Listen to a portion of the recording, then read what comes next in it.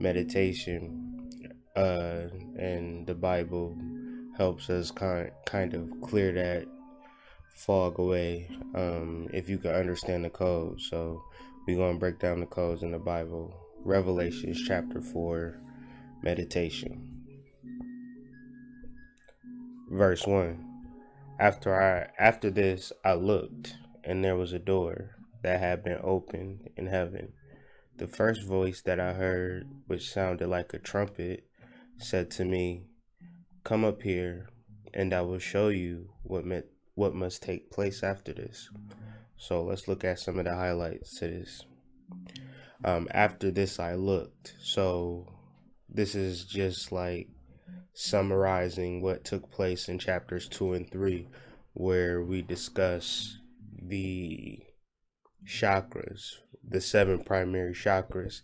If you need information on what we discussed in chapters 2 and 3, you can visit the website www.hoodmystic.com, and the videos are chapter 2, chapter 3, where we discuss the symbology of the churches, aka the chakras. So realizing all of the things about the chakras, we discussed a lot of different things that I'm just not about to talk about right now. So understanding chapters 2 and 3 brings us to a point of realizing the soul. So after this I looked, and there was a door that had been opened in heaven. 3 things just happened. There was a door that had been opened in heaven. That's 3 things. Let's start with in heaven. Heaven is the spiritual world. And in this context, the spiritual world is anything outside of our physical and emotional life.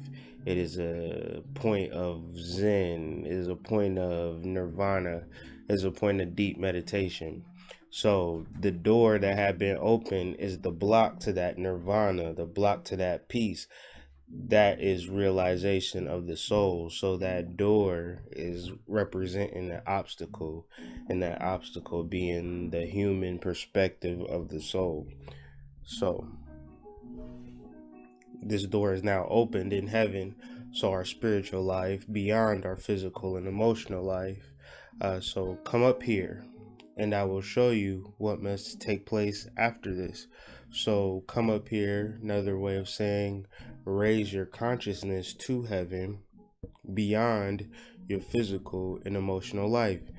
2 key points to understand in meditation. So we are going to try to continue the theme of meditation when decoding this book. Before we get back to the Bible verses, I want to bring up 3 key points to happiness, to joy, to ending of suffering. Altered states of consciousness are the key to magical powers. I just want you to pay attention to that sentence real quick, because to enter into a zone where you start to change your reality and really get to really magical things and really tap into like real power, it is a point of altered states of consciousness. And some of us use drugs, some of us, try to meditate, some of us use more drugs or different teas and ayahuasca and all different types of things, opioids, and just this is just the human condition to like self-medicate and to do drugs to fill this void. What void is that? There's the lack of enthusiasm. So we're looking at the etymology of the word enthusiasm right now. Be inspired, possessed by God, to be in ecstasy. Now remember what I said, outside of the physical and emotional world is a point of Zen, a point of nirvana, a point of ecstasy that you can't experience in the physical world, in the emotional world, no matter where you are on the planet.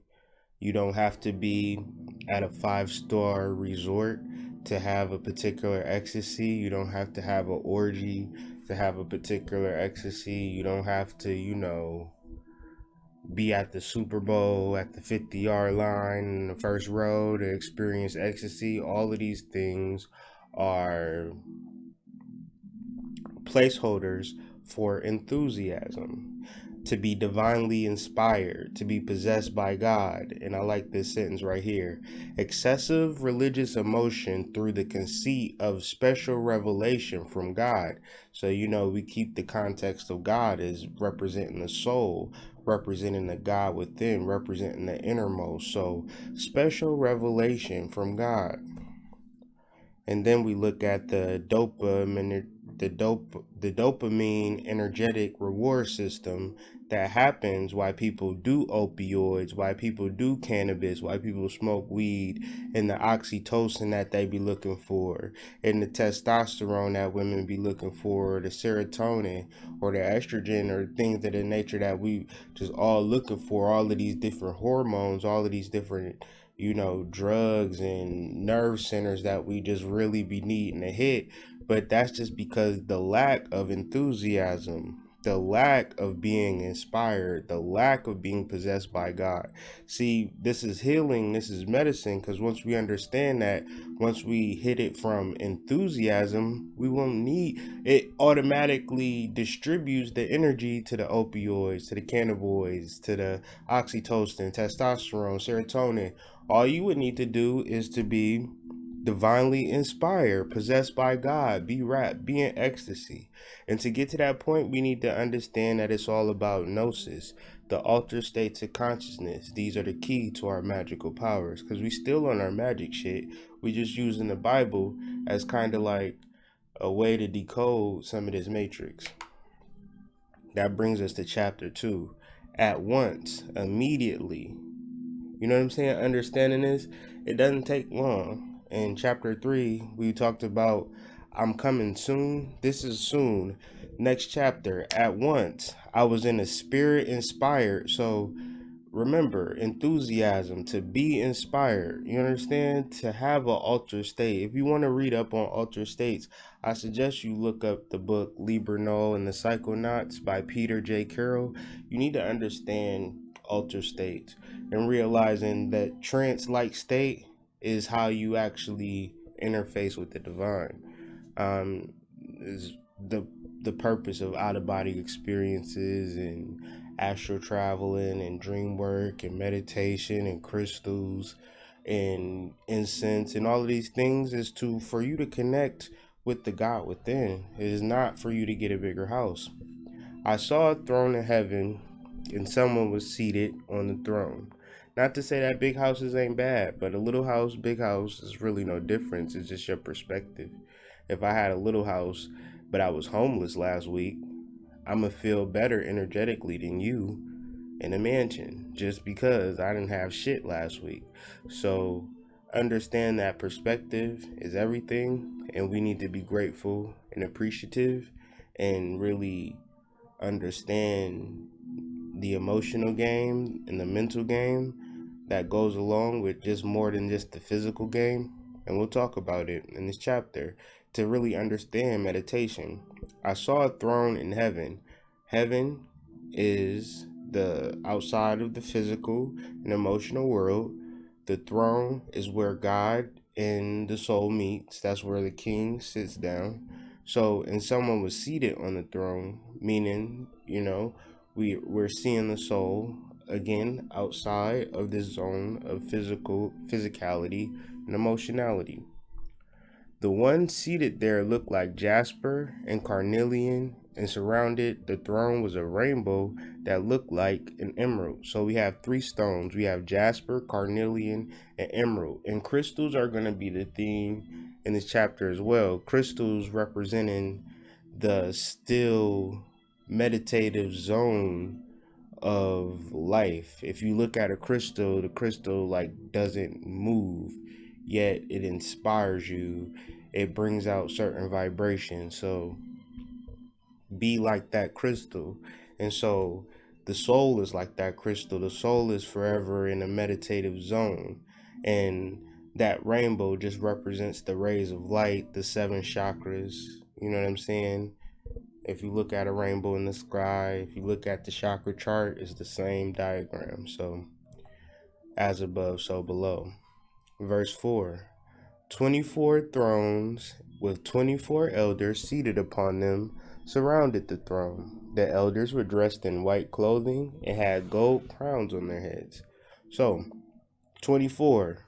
We're going to be talking about 24 in this chapter, and it's only 11 verses, so it's going to be a fairly quick build, but it's going to be a lot of information. So if you can pick up the keys and then read over this chapter in your own time with this understanding, and then you could kind of come back to this to, like, if you forget a point or you struggle with something, and then just do your own research. So 24 thrones and 24 elders seated upon them. So what are they talking about? They're talking about 24 represents human life. So it's 24 hours in a day. You know what I'm saying? Only humans can conceptualize 24 hours a day. Like, so it's just, it's going to be 24 a lot, and I'm going to point out the different points in chapter 4 where 24 comes up. And just when you see 24 representing human life, and then the elders represent the past lives that we have. See, we're not talking about anything external in this Bible. We're talking about everything that's going on at Revelations is going on inside of you.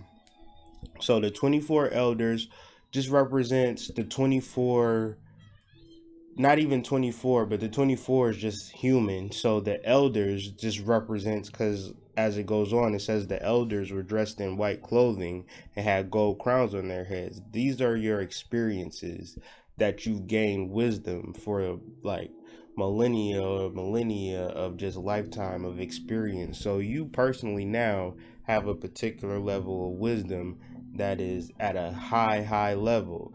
And so, but we rely on that to survive in this world. So it is our outlook on life. It is our personality. It is the difference between LeBron James and, you know what I'm saying, Matt Damon, or just your mama. Like, it's just personality that we bring to life. So it's not a bad thing. It is our wisdom. It is our understanding up to a certain point. Verse 5. From the throne came lightning, voices, and thunder. And the throne were 7 flaming torches, which are 7 spirits of God. So lightning, voices, and thunder is the beginning, middle, and after, just representing time, and then different aspects of the soul. So there's divine will, there's divine love, and there's divine intelligence. In front of the throne were 7 flaming torches. And so this is all going on inside of you. So this is the information, and this is the power that the soul is ready to bestow on you. The 7 flaming torches, which are the 7 spirits of God, just represent the mental illumination that comes when you start to interface with the soul. See, we're all in the mode of meditation and altered states. I mean, reading this chapter and then going to sleep, I had a full visualization of it and woke up at like 2. And I've just been up at like since 2, just like, wow. Verse 6. Something like a glass sea, like crystal, was in front of the throne. In the center by the throne were 4 living creatures encircling the throne. These creatures were covered with eyes on the front and on the back. So we're back to crystals, stilling the mind in front of the soul. Like, no mind, no thought, no past the physical life, past the emotional life. This is where we're at now. We can sit in front of the soul and be observant and receptive of the soul once we balance our chakras out, once we eliminate illusion and false belief, and once the illusion and false belief of the physical self. So we can be like a crystal. We can be still in front of the throne. We're not trying to accomplish anything. We're not trying to be nothing. We just trying to listen to what the soul has to offer. How do we do this? Well, it's hard. because there are four living creatures inside of us encircling the soul. And these creatures are covered with eyes on the front and the back. These four living creatures are the four parts of your personality.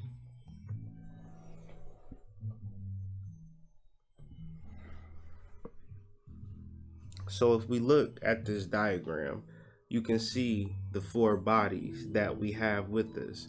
We have the physical body, we have the etheric or the vital body, we have the emotional body or the astral body, and then we have the mental body, which is like the higher, which just represents the mind, the mental body. So our minds probably are different places than our emotions, which, and then what we'll actually fucking do, right? We want to, like, as people that you probably yourself, where you think of being this all-time great person, and you emotionally align to that, but you don't do shit. You just it's people like that. So we're not aligned in the four bodies. So let's a lot of times we don't even recognize it because we think we're just one person. And so we don't understand our mental life has a complete life of its own, our emotional life has a complete life of its own, what we'll actually do has a complete life of its own, and then our physical limitations are another aspect as well.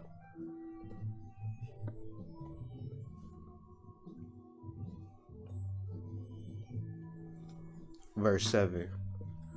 The first living creature was like a lion. The second living creature was like an ox. The third living creature had a face like a human being. And the fourth living creature was like an eagle in flight. Now, this is not talking about an actual lion, because it said the first living creature was like a lion. Didn't say it was a lion. The second living creature was like an ox. Didn't say it was. Like a human being. Like just means similar, meaning it is trying to describe something greater or something. It's just a symbol. So I don't know what you read when you read this, if you even feel the need to read this. I don't know if you actually think is an actual lion that's coming at the end of the world, and an ox coming in the end of the world, and a big ass face coming down at the end of the world. All of these things mean something. So understanding what they mean, it brings it all into context. Right now we're talking about meditation, and we're talking about the personality. These what these creatures are talking about. So the physical lion being the most physical animal on the planet as far as like earthwise, and so just represents your strength, your muscles and bones, your physicality. The second living creature is the vital body, and that's just what nourishes the physical body. What do you provide the energy for? Like are you what energy are you putting forth? And that is the creature that we're talking about there. The human being is your emotional body. So that's your longings, appetites, cravings, moods. A lot of people let their emotions guide their physicality or their emotions. And the energy that they're the things that we do, we let our emotions and our longings and our appetites direct us, and disregard the mental or the mind, because the mind is up there like an ego who has a higher perspective that can tell you, no, this is wrong, bro. No, don't do this. But we override it because the emotional is probably stronger or the physical is probably stronger. So each of the four living creatures had 6 wings. So 4 and 6 is just 24 again. Four creatures with 6 wings, that's 24.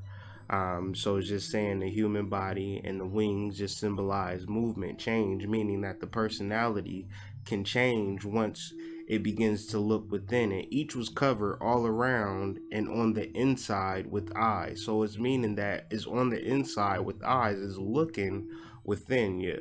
Once your personality begins to look within, then it's so easy to meditate and to visualize and to understand intuition, because your personalities generally are looking outside for for what it needs, and that brings on stress and anxiety. Then you need to do drugs, you need to balance out your hormones and things of that nature. You got to have sex and re-alter your life to, make shit work. And your personality is not looking within. So understanding that affirming your soul is more powerful than affirming an external thing, you would be better off. Because it's like, I am going to move in a new house in 2018. I am going to have a new car in 2018. All of this shit that we could affirm that could happen or possibly could, it doesn't matter. But if you affirm that your soul is all powerful, who was and is going to be, do that for a year and see how your life is. Verse 9. Whenever the living creatures give glory, honor, and thanks to the one seated on the throne who lives forever and always. When the personality looks within, it gives honor to the soul and shows gratitude, and things start working. Things start to make sense on another level. Verse 10. The 24 elders fall before the one seated on the throne. They worship the one who lives forever and always. They throw down their crowns before the throne and say, "You are worthy, our Lord and God, to receive glory and honor and power, because you created all things. It is by your will that they existed and were created." Once again, we're not talking about anything outside of ourselves. We're talking about our soul. The 24 elders is just your personality. They fall before the one seated on the throne, meaning your personality has to tip his hat to the soul and understand the soul is where you're trying to get to, not anything external, because your soul lives forever and always. The external is just a moment in time that can't last forever. And so understanding these concepts, understanding this chapter, is really understanding how to really get clear on your meditation, from the altered states to the reduction of the personality to honoring the soul. Real keys in meditation, and really understanding and getting cues from the soul, and to understand how to navigate through this matrix. So with that being said, man, that was Soul Talk, Revelations chapter 4. Good morning.